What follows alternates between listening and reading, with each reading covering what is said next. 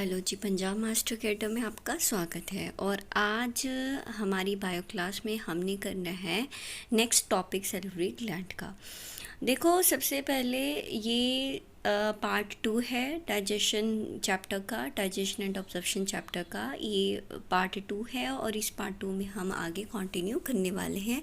और इससे पहले मैं आपको रिक्वेस्ट करती हूँ कि प्लीज़ मेरे चैनल को सब्सक्राइब करो, लाइक करो और मुझे मोटिवेट करो ताकि मैं आपके लिए एक अच्छा स्टडी मटेरियल लेकर आ सकूँ। और दूसरा, मैं आपको ये कहना चाहती हूँ कि टेलीग्राम लिंक है उसको ज्वाइन ज़रूर कर लेना, क्योंकि आपको सभी नोट्स और MCQ वहीं पे ही मिलेंगे।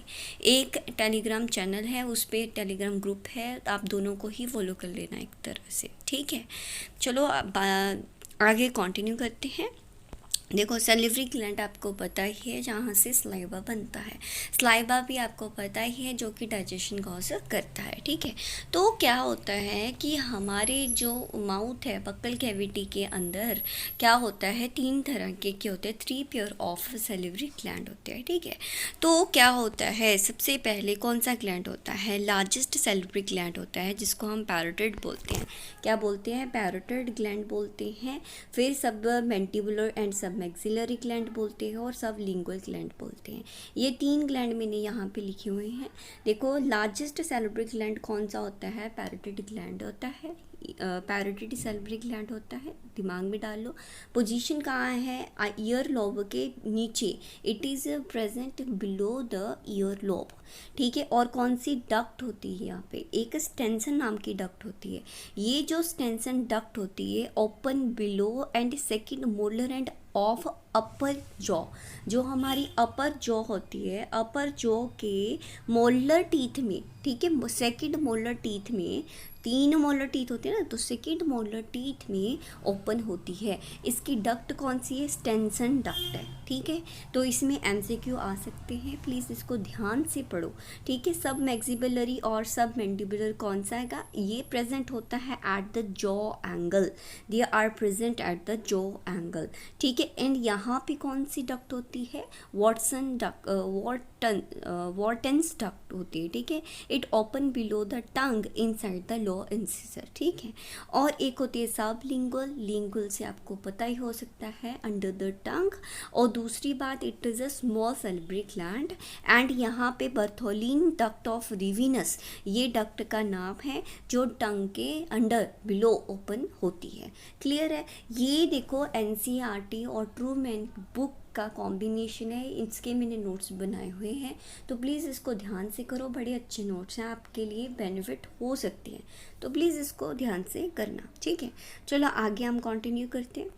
आगे हमारा टॉपिक है, यहीं पे ये वाली डायग्राम है, इस डायग्राम में आप देख सकते हो कि पैरोटिड ग्लैंड, मैंने क्या पढ़ा था, पैरोटिड ग्लैंड कहाँ प्रेजेंट था, बिलो द ईयर लॉब ना, यहाँ पे मैंने मेंशन दिखाया हुआ है, below the year lobe Stensen duct होती है, सब मैंडिबुलर मैक्सिलरी जॉ लाइन के करीब होती है, और ये वॉटसन डक्ट ऐसे ओपन होती है, ठीक है। बर्थोलिन डक्ट होती है, डक्ट ऑफ रिविनस ऐसे होती है, ठीक है। तो ये डायग्राम है, इसमें से देख लेना, आपको नोट्स मिल जाएंगे। नोट्स टेलीग्राम चैनल को पक्का फॉलो कर लेना, लिंक मैंने डिस्क्रिप्शन बॉक्स में दी हुई है, वहाँ पे आपको सब कुछ मिल जाएगा।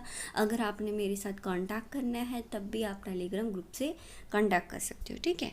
टाइप ऑफ सेल, कितने सेल होते हैं, देखो ध्यान से देखना, कौन कौन से सेल प्रेजेंट होते हैं सैलिवरी में, ठीक है। देखो, एक तो होता है पैरोटिड सैलिवरी ग्लैंड, ठीक है। ये क्या कर देता है, पैरोटिड इन्फेक्शन ऑफ, अगर कोई इन्फेक्शन हो जाए, ठीक है, तो उस लाइक जैसे मम्मस होता है, ठीक है, ये इन्फेक्शन के लिए जो अगर it is made up of cirrhosis cells की तरह होती है और ये इंजाइम सिक्रीट करते हैं, ठीक है। और यहाँ पे क्या होता है, इन्फेक्शन से ये प्रिवेंट करते हैं, ठीक है। सब मैक्सिबुलर और सब मैंडिबुलर ग्लैंड में कौन से सेल होते हैं, म्यूकस सेल होते हैं, जो म्यूक्सिन को जो सिक्रीट करते हैं, ठीक है, म्यूकस को सिक्रीट करते हैं। सब लिंगुअल में होते हैं म्यूकस सेल, जिसको हम म्यूसिन बोल देते हैं, ठीक है। ये सेल है, ग्लैंड के क्या है, सेल है। सिक्रीशन ऑफ स्लाइबा, देखो स्लाइबा की जो सिक्रीशन है ये इंपॉर्टेंट पॉइंट है, ध्यान से देख लेना। सिक्रीशन जो होती है माउथ के अंदर, जो सिक्रीशन होती है सैलिवरी ग्लैंड की सिक्रीशन होती है, उसको हम स्लाइबा बोल देते हैं। स्लाइबा का जो मेन फंक्शन होता है वो होता है स्टार्च को डाइजेस्ट करना, बेसिकली स्टार्च को ब्रेक डाउन करना। किसमें? माल्टोज में, ठीक है। माल्टोज जो आइसोमाल्टोज और अल्फा डेक्स्ट्राइन में इसको तोड़ देता है, ठीक है।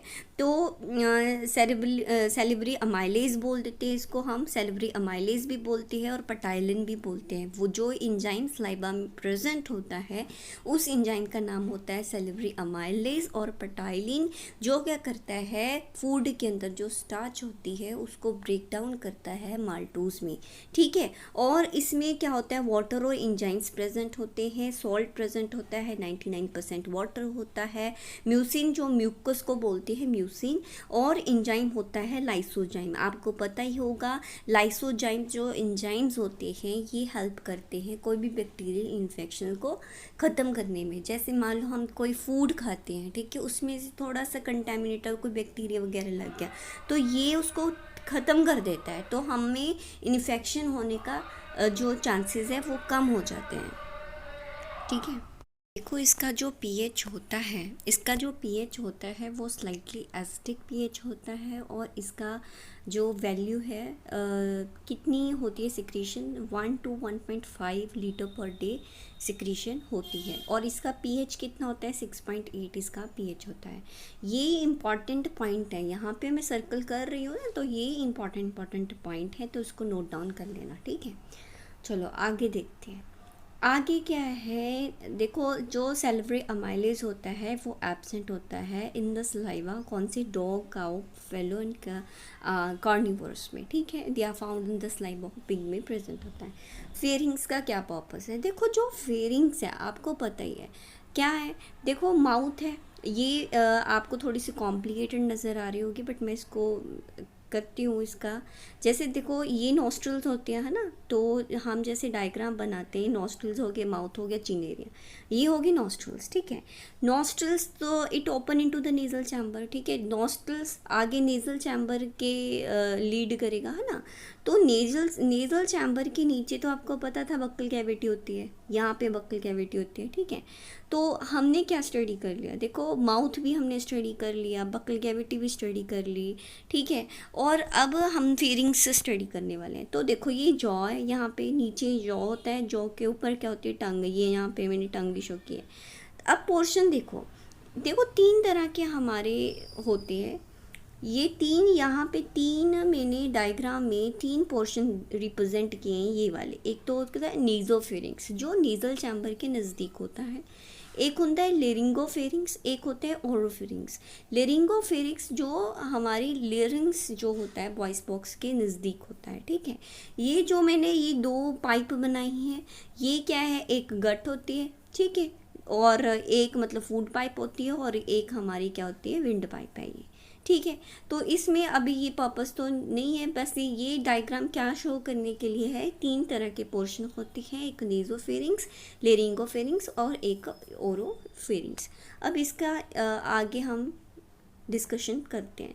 देखो नेजोफेरिंग्स का क्या मतलब है, which is present where internal nares are open, जहाँ पे इंटरनल नेरीज ओपन होती है उसको हम नेजोफेरिंग्स बोलते हैं, ठीक है। ओरोफेरिंग्स जो buccal cavity open in the oropharynx, laryngo जो near the opening of trachea, ठीक है, it is present near the opening of trachea, ठीक है। हमने पढ़ा है ट्रेकिया कौन सा पार्ट है जब हम विंड पाइप की बात करते हैं, ठीक है। तो near the opening of trachea उसको हम लेरिंग बोल देते हैं, जो वॉइस बॉक्स के नज़दीक होता है, ठीक है। तो क्लियर हो गया। It is open into Eustachian canal. देखो स्टिशियन कैनाल कौन सी कैनाल होती है, जो हमारे ईयर को कनेक्ट करती है हमारे नेक के साथ। जब नेक में जब हम ईयर में मेडिसिन डालते हैं तो उसका टेस्ट हमें नेक में फील होता है, टंग होता है ना, तो वो स्टिशियन कैनाल के बेसिस पे होता है, ठीक है। यहाँ पे कहाँ पे ओपन होती है स्टिशियन कैनाल, नेजोफेरिंग्स पे ओपन होती है। इट इज़ लाइंड विद, ये इंपॉर्टेंट पॉइंट है, प्लीज़ नोट डाउन कर लो। It is lined with the ciliated columnar pseudostratified epithelium, ठीक है, ciliated columnar pseudostratified epithelium. It is lined with oropharynx non-keratinized squamous stratified epithelium, or while laryngopharynx is lined with non-keratinized squamous stratified epithelium. Please इस point को note down कर लो, आके काम आएगा, ठीक है। चलो अब क्या करते हैं, जब ये टॉन्सिल वाला पार्ट आता है, ठीक है, अब इसका क्या है, जैसे हम टीएस काटते हैं, ठीक है, टीएस से ये सेक्शन से जो ट्रांसफर सेक्शन है उसमें से ये मेंशन किया गया है, इसको देखो, जो फेरिंजल टॉन्सिल्स है, ये देखो टॉन्सिल्स हैं, देखो एक तो होता है फेरिंजल टॉन्सिल्स जो ऊपर है, एक होता है लिंगुअल टॉन्सिल्स, एक होता है पैलेटाइन टॉन्सिल्स, एक होते हैं स्टिशन केनाल, अभी मैंने करा के हटी में, ठीक है, नेज़ो फेरिंग्स में ओपन होता है, ये ट्यूबल टॉन्सिल्स होते हैं, ठीक है। तो इसको हम क्या बोलते थे, बेल डियर रिंग बोलते हैं, इस पूरे को हम क्या बोल देते हैं, रिंग बोल देते हैं। Pharyngeal and linguals are not paired one, जो फेरिंजल टॉन्सिल होते हैं और लिंगल होते हैं ये पेयर्ड नहीं होते, ठीक है, are not paired one. Purpose of tonsils are defence purpose, जब हम कुछ खाना खा लेते हैं, मान लो हम कुछ ऐसा कोई गंदा सा खाना खा लिया, फिर भी हम हमारी बॉडी प्रोटेक्ट करके रखती है हमें कोई भी इन्फेक्शन से, तो वहाँ पे टॉन्सिल वर्क करते हैं, ठीक है।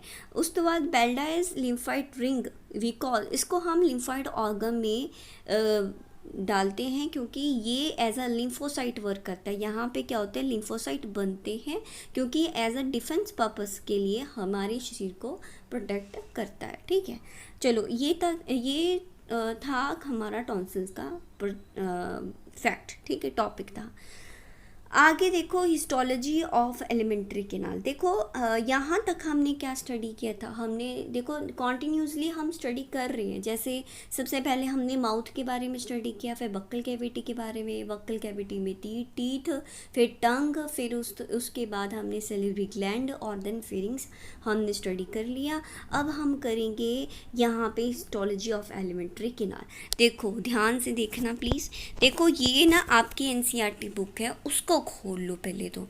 एनसीईआरटी बुक की जो एक एक लाइन है उसको ध्यान से देखना, ठीक है, और देखते देखते आप यहाँ से स्टडी करोगे तो इजीली समझ में आ जाएगा, क्योंकि वही थोड़ा सा कॉम्प्लिकेटेड है, इसमें ये वाला एनसीईआरटी में समझ नहीं आता, तो प्लीज़ इसमें देखो। अब हिस्टोलॉजी ऑफ एलिमेंट्री केनाल में सबसे पहले कहते हैं कि वेरियस, इसमें जो स्टडी की जाती है various tissue of alimentary canal के बारे में, जो उसकी आउटरमोस्ट बाहर वाली जो आउटरमोस्ट लेयर होती है उसको हम पेरिटोनियम बोलते हैं, और उसका नाम सिरोसा भी होता है। देखो पेरी का मतलब बाहर होता है, तो सिरोसा भी बोलते हैं। एक होता है मस्कुलैरिस, एक होता है सब मुकोजा, एक होता है मुकोजा। प्लीज़ इसको आप नोट डाउन कर लो। एक होता है सिरोसा, मस्कुलैरिस, सब मुकोजा एंड मुकोजा। जो मुकोजा होती है वो इनर मोस्ट लेयर होती है, इसको नोट डाउन कर लो, ठीक है। अब देखो इसको हम पर्टिकुलरली ऐसे स्टडी करते हैं। मैंने ये लाइन बनाई हुई है, पार्टीशन किया है, देखो सिरोसा, पेरिटोनियम। तो आप अपनी एनसीईआरटी बुक में एक डायग्राम बनी होगी, प्लीज़ उस डायग्राम को खोलकर बैठ जाना। पेरिटोनियम एक आउटरमोस्ट लेयर होती है और इसमें से कौन से सेल होते हैं, सिंपल सेक्यूमस एपिथेलियम सेल प्रेजेंट होते हैं। एक होता है मस्कुलैरिस, दो तरह के होते हैं, एक आउटर लॉन्गिट्यूडनल होते हैं और एक इनर मस्कुलैरिस होता है। देखो मस्कुलैरिस सेकेंड लेयर है, ये फर्स्ट लेयर हो गया आउटर मोस्ट। देखो ये आउटर मोस्ट फर्स्ट लेयर का नाम होता है सिरोसा और सेकेंड लेयर का नाम होता है मस्कुलैरिस। ये सेकेंड लेयर टू पार्ट होते हैं, एक होता है आउटर पार्ट, एक होता है इनर पार्ट। प्लीज़ मेरी वर्डिंग को समझो। आउटर पार्ट में लॉन्गिट्यूडनल सेल प्रेजेंट होते हैं, इनर में मस्कुलर सेल प्रेजेंट होते हैं।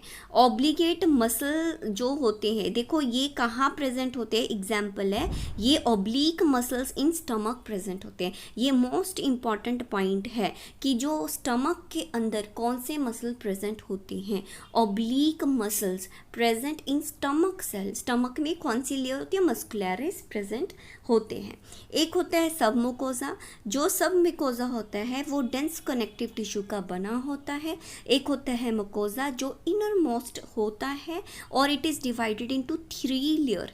3 लेयर इसकी आगे 3 लेयर होती हैं। मुकोजा के आगे 3 लेयर होती हैं। एक होती है आउटर लेयर जो मस्कुलरिस, जिसे हम मस्कुलरिस और मुकोजा बोल देते हैं। सेकंड मिडल लेयर को हम लेमिना प्रोपेरा बोल देते हैं और थर्ड को हम एपिथेलियल बोल देते हैं। प्लीज़ अपनी बुक को खोलो, वहाँ पे एक डायग्राम बनी होगी, उस डायग्राम पे जाके देख सकते हो आप। ठीक है, अब मैंने इसको सेपरेटली लिख दिया। देखो सीरोसा के तो एक पार्ट होते हैं मेसोथीलियम और कनेक्टिव टिश्यू, और दूसरा विस्ट्रल पेरिटोनियम में, सभी विस्ट्रल पेरिटोनियम में सीरोसा होता है। आउटर मोस्ट लेयर होती है मेसोथीलियम और कनेक्टिव टिश्यू। एक होती है मस्कुलरिस जो आउटर मोस्ट होती है, इसमें 2 होते हैं, एक आउटर मोस्ट लॉन्गिट्यूडनल, एक इनर होता है जो सर्कुलर मसल्स होते हैं, और एपिथेलियल होता है। सब मुकोजा होता है और मकोजा होता है। ठीक है, ये मैंने अभी कराया है आपको, जो ऊपर लिखा है वो सेम मैंने नीचे लिखा हुआ है। ठीक है, आगे देखो, आगे ऐसी लेयर बनी हुई है। ठीक है, तो ये मैंने डायग्राम दी हुई है। ठीक है, आप बुक खोलो तो वहाँ पे भी डायग्राम है। तो इस डायग्राम में देखो क्या है, आउटर मोस्ट लेयर क्या है, सीरोसा, और सेकेंड लेयर का नाम क्या है, मस्कुलर लेयर। ये इसकी 2 टाइप होती है, एक होती है आउटर टाइप, एक होती है इनर। आउटर होती है लॉन्गिट्यूडनल, इनर होती है सर्कुलर। ठीक है, और उसके बाद मस्कुलरिस मुकोजा आता है, और लेमिना प्रोपेरा और एपिथेलियल लेयर, ये 3 लेयर होती है मुकोजा की। ठीक है, तो ये था डायग्राम। ठीक है, और इसमें ये देखो मस्कुलरिस में देखो न्यूरॉन्स प्रेजेंट होंगे, क्योंकि जो मस्कुलरिस पेरिस्टालस मूवमेंट करने के लिए मदद करता है। देखो it help in muscular movement called peristalsis. तो न्यूरॉन्स प्रेजेंट होते हैं इन लेयर में, क्योंकि पेरिस्टालसिस करने पे मदद करता है। इसका क्या मतलब होता है, जब हम गट, देखो जब गट में फूड आता है, ठीक है, तो फूड ऐसे सबसे पहले यहाँ पे फूड आता है, फिर यहाँ पे प्रेशर बनता है, फिर फूड आगे जाता है, फिर प्रेशर बनता है, फिर आगे जाता है, फिर प्रेशर बनता है, फिर आगे जाता है। तो इस मूवमेंट को हम पेरिस्टालसिस मूवमेंट बोल देते हैं। ठीक है, तो initial and gastric gland are infolded by the, ये भी इंपॉर्टेंट है, जो इंटेस्टाइनल है, यहाँ पे इंटेस्टाइनल लिख लेना प्लीज। इंटेस्टाइनल और gastric gland are infolded by the, कौन सी लेयर होती है, म्यूकोजल लेयर प्रेजेंट होती है। और इसकी शॉर्ट फॉर्म ये है, मैं और सब मस्त सर, और देखो सर का मतलब सीरोसा। ठीक है, सीरोसा, मस्कुलरिस, सब मुकोजा एंड मुकोजा, और आउटर मोस्ट लेयर होती है सीरोसा और इनर मोस्ट होती है मुकोजा। प्लीज़ इसको नोट डाउन कर लो। ठीक है, अब देखो, अब हमारा पार्ट है इसोफेगस। देखो इसोफेगस का क्या कंसेप्ट है, इसोफेगस को हम क्या बोलते हैं, फूड पाइप बोलते हैं। ठीक है, तो देखो यहाँ पे मैंने सभी पॉइंट्स लिखे हुए हैं। तो पैसेज ऑफ फूड कोर्स करता है, इसको फूड पाइप बोलते हैं। 22 to 25 लॉन्ग सेंटीमीटर होता है। इसकी जो ओपनिंग होती है उसको हम क्या बोलते हैं, गलेट बोलते हैं। क्या बोलते हैं, गलेट बोलते हैं। और जो लोअर ओपनिंग होती है, ठीक है, जो अपर, देखो 2 ओपनिंग होती है ना, फूड पाइप है, देखो पाइप है, it is passage of food, food pipe होती है 20 to 25 सेंटीमीटर होती है। देखो एक होती है अपर ओपनिंग जिसको हम क्या बोलते हैं, गलेट। एक होती है लोअर ओपनिंग जहाँ पे उसका एंड होता है, तो उसको हम क्या बोलते हैं, वो जो गलेट है वो एंड जो होता है उसका गट का, तो कहाँ पे ओपन होता है, वो स्टमक में ओपन होता है। जैसे मैं आपको डायग्राम भी शो कर सकती हूँ कि जब हम ऐसे डायग्राम करते हैं तो ये इसोफेगस हो गया। Oesophagus is opening to the stomach, ऐसे डायग्राम होती है ना, तो स्टमक ऐसा होता है, फिर आगे ओपन होता है। तो oesophagus is opening to stomach, यहाँ पे ओपनिंग होती है। एक ओपनिंग तो बाहर वाली ओपनिंग होती है जिसको हम गट बोलते हैं, और जो ये वाली ओपनिंग होती है इसको हम क्या बोलते हैं, इसको हम कार्डेड स्फिंक्टर बोलते हैं। यहाँ पे जो होता है और उसको हम कार्डेड स्फिंक्टर बोलते हैं, कार्डिक स्फिंक्टर बोलते हैं।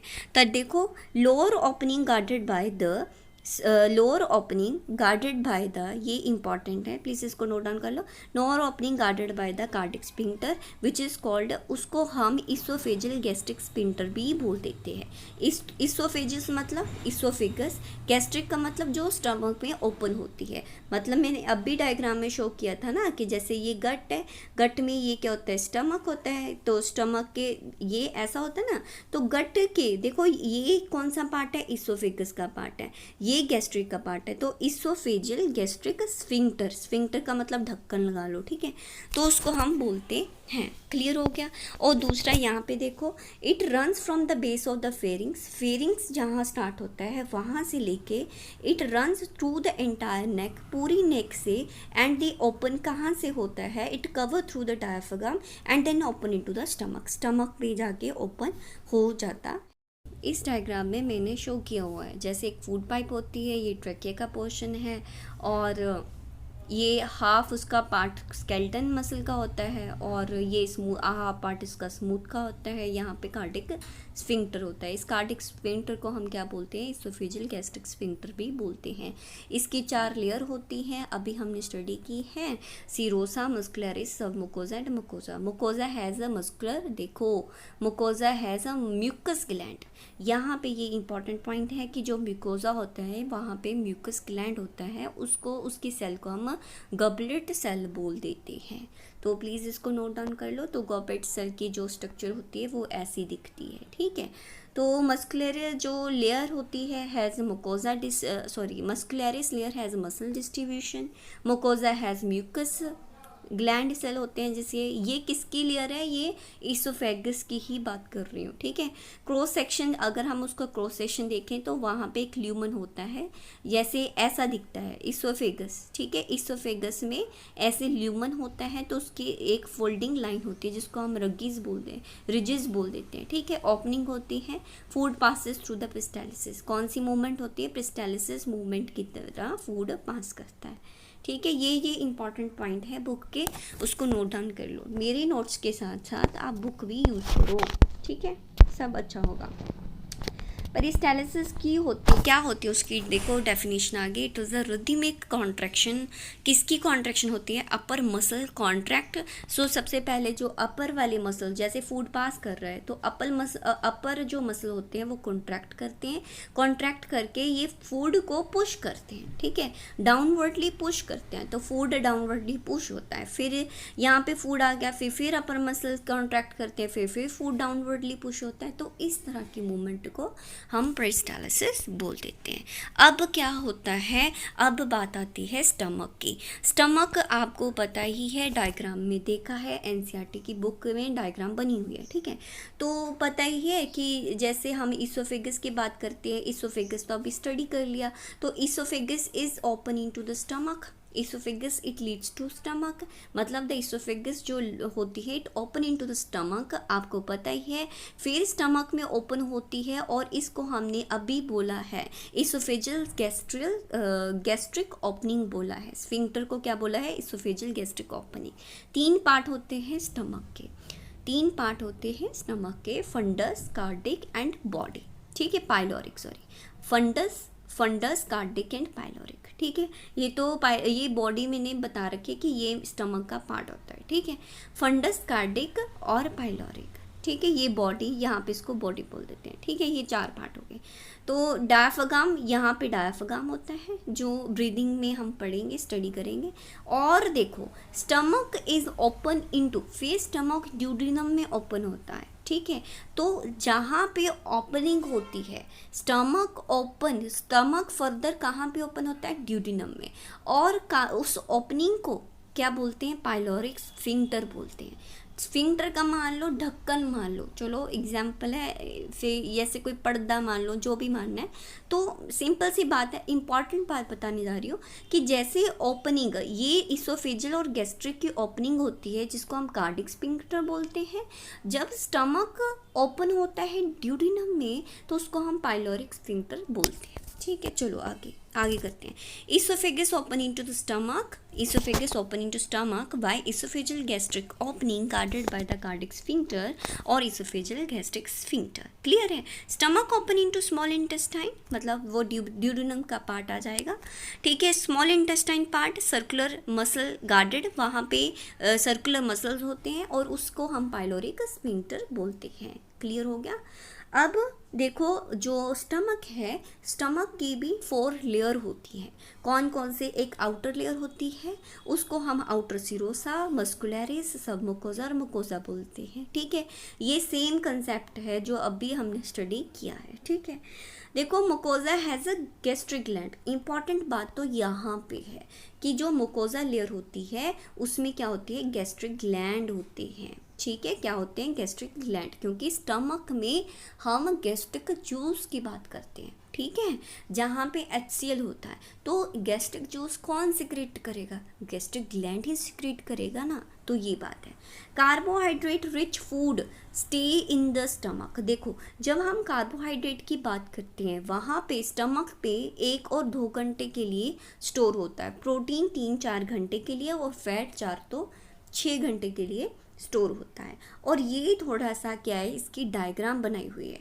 ठीक है, इसकी डायग्राम बनाई हुई है लेयर की, कि ये बताया गया है कि जो म्यूकस होता है उसमें क्या होता है? गैस्ट्रिक ग्लैंड प्रेजेंट होते हैं।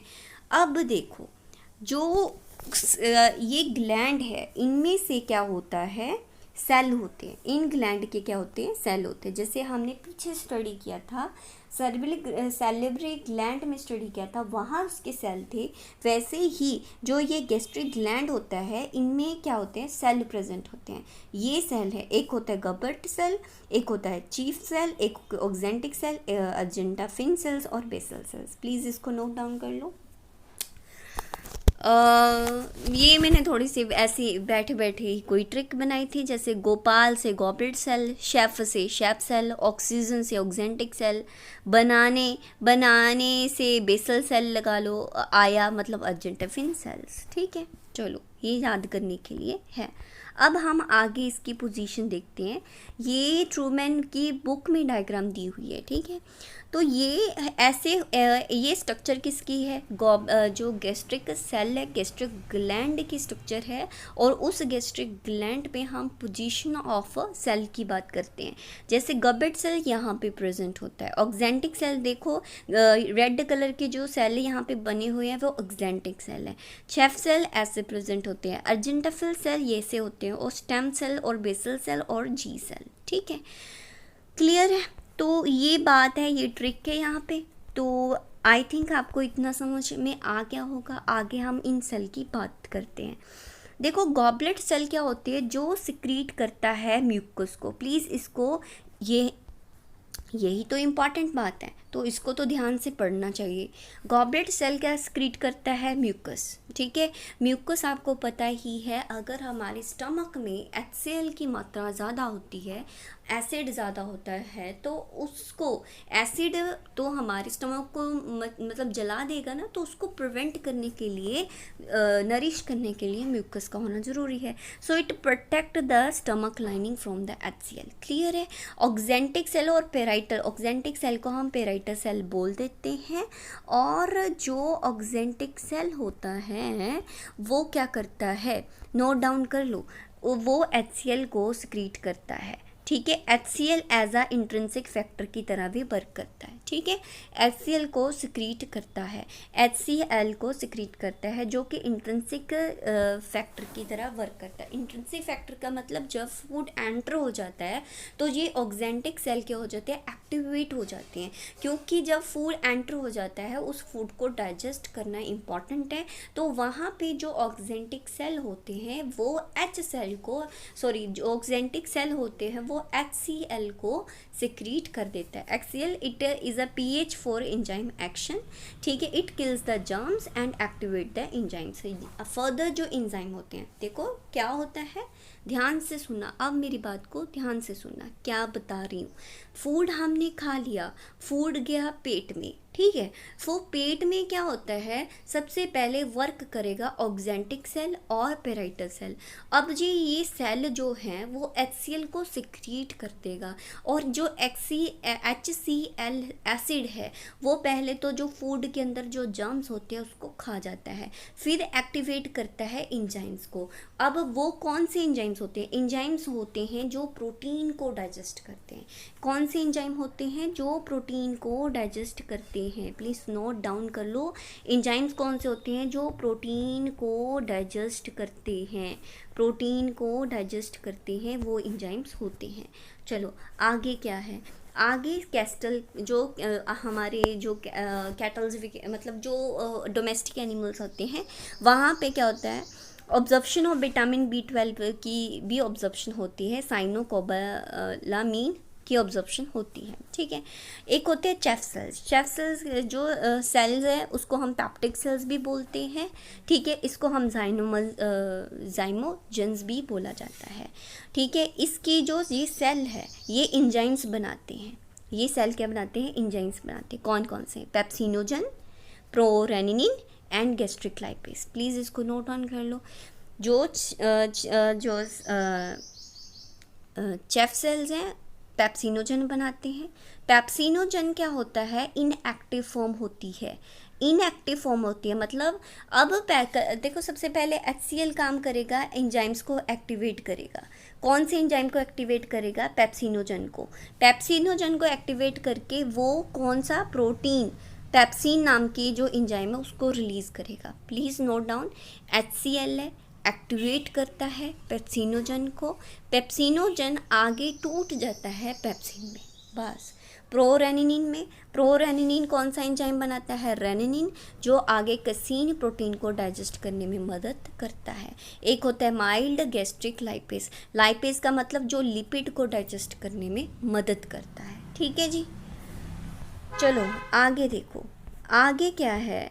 आगे अजेंटाफिन सेल्स ने, इनकी जो सिक्रीशन होती है वो सेरोटोनिन बनाता है। It help in contraction of stomach, ठीक है। ये स्टमक की कॉन्ट्रैक्शन में मदद करता है। जी सेल जो होते हैं एंडोक्राइन इन नेचर होते हैं। ये गैस्ट्रिक हार्मोन्स बनाने में मदद करता है। It stimulate the secretion of another cells of the gastric gland, ठीक है। ये हार्मोन्स की सिक्रीशन करता है, हार्मोन्स की सिक्रीशन करता है, ठीक है। बेसल सेल्स होते हैं, ये सेल्स ऑफ गैस्ट्रिक ग्लैंड को प्रोड्यूस करता है। ग्लैंड जो होता है इट फाउंड इन मुकोसा, ठीक है। जो गैस्ट्रिक ग्लैंड होती है वो मुकोसा, थोड़े से ना स्पेलिंग नोट्स बनाना थोड़ा इजी नहीं होता।